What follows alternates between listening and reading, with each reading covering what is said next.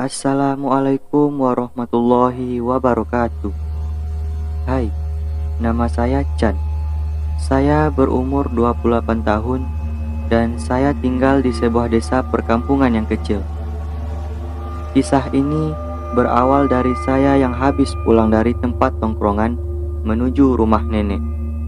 Di sana hanya ada satu rumah nenek saya, sedangkan rumah yang lainnya berjarak 2 kilometer. Niatnya saya malam itu ke rumah nenek, ingin pergi ambil baju yang saya cuci pagi tadi. Karena di rumah tidak ada air, makanya saya pergi ke rumah nenek untuk mencuci baju. Ternyata malam itu sudah larut dan waktu menunjukkan pukul 24.00. Dengan suasana hening ditemani suara jangkrik, saat itu saya berjalan kaki sendirian menuju rumah nenek yang menghabiskan waktu 15 menit dari tempat tongkrongan tadi. Kiri kanan saya hanya ada kebun sawit. Untuk menghilangkan rasa takut, saya pasang headset dan memutar lagu di HP. Di tengah perjalanan, entah kenapa tiba-tiba hawanya semakin dingin dan angin pun bertiup kencang menyentuh seluruh badan. Akhirnya, ini pertama kali saya mulai merinding, ditambah terdengar seperti ada suara langkah kaki dari arah belakang saya. Saya mengira mungkin itu hanya feeling, mana mungkin ada orang yang lewat tengah malam di sini, kecuali kakek dan nenek. Suara langkah kaki itu pun semakin dekat dan semakin dekat. Perasaan saya mulai tidak enak, karena penasaran saya beranikan diri untuk melihat ke belakang dan ternyata tidak ada siapapun. Saya pun mulai khawatir dan langsung bergegas lari dari tempat itu. Sesampainya di rumah nenek, saya mengetuk pintu dan mengucapkan salam.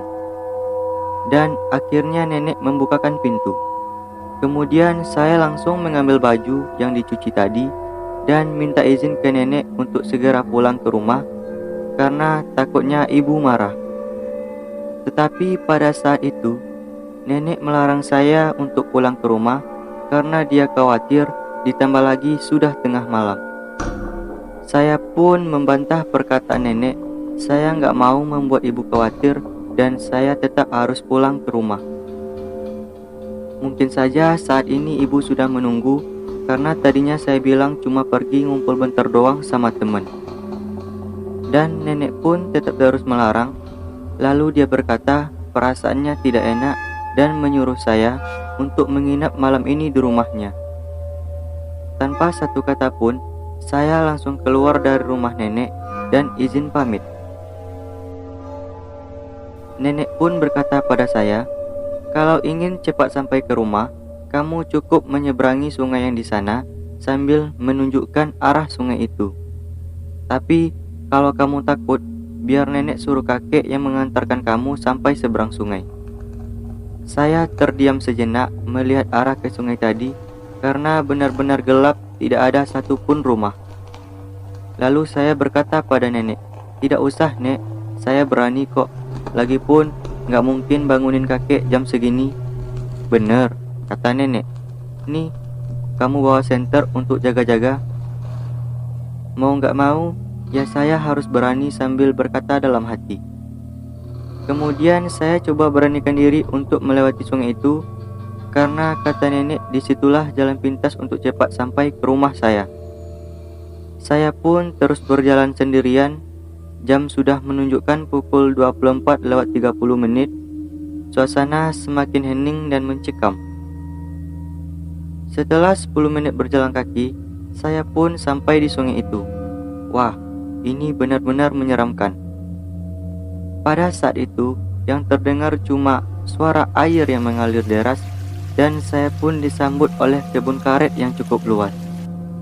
Di sana tidak ada satupun lampu. Untung saja nenek kasih saya senter untuk jaga-jaga. Pada saat menyeberangi jembatan kecil yang ada di sungai itu, tiba-tiba perasaan saya sudah mulai tidak enak. Kaki sudah tidak mau diangkat untuk berjalan, badan pun terasa dingin, ditambah bulu kuduk merinding. Setelah sampai di seberang sungai, dengan tidak sengaja saya menginjak ranting pohon, dan di depan saya itu ada batang pohon karet yang sangat besar. Nah, dari atas pohon itu saya mendengar suara perempuan tertawa. Tetapi tertawanya itu bikin saya merinding. Karena saya di sini cuma sendiri, tidak ada orang. Kenapa tiba-tiba ada suara orang tertawa? Saya pun sudah mulai panik. Pokoknya sudah seperti orang yang kebingungan.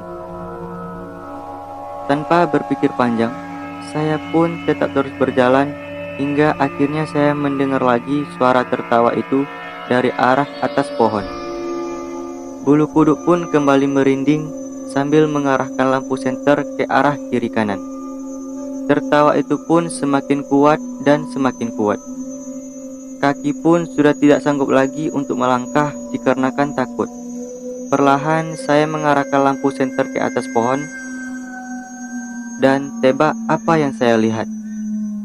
Itu seperti perempuan yang duduk di atas pohon, memakai pakaian putih dan rambutnya terurai panjang. Saya langsung berpikir kalau itu adalah kuntilanak.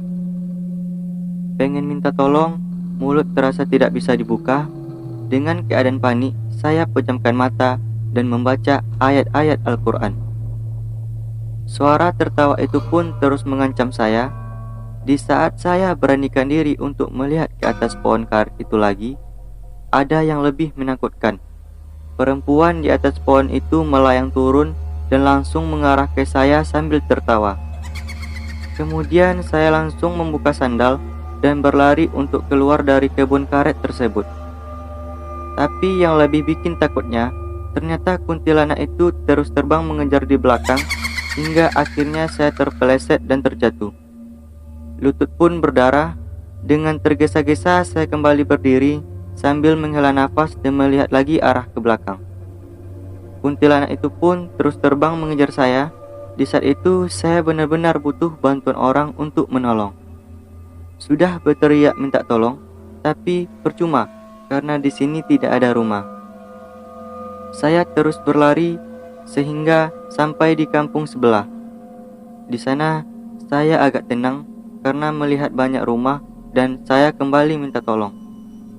Tapi yang mengherankan, kenapa orang di setiap rumah tidak ada yang menanggapi perkataan saya.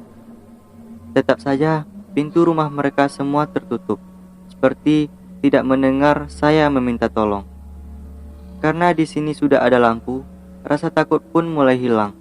Kemudian saya melihat ke belakang lagi, kuntilanak itu sudah tidak terlihat. Saya pun mulai senang, duduk sebentar sambil menghela nafas untuk menenangkan diri. Dan beberapa menit kemudian, akhirnya saya melanjutkan perjalanan lagi. Sampai di rumah, saya mengetuk pintu dan menceritakan kepada ibu tentang semua kejadian tadi. Ini memang pengalaman saya yang paling menakutkan.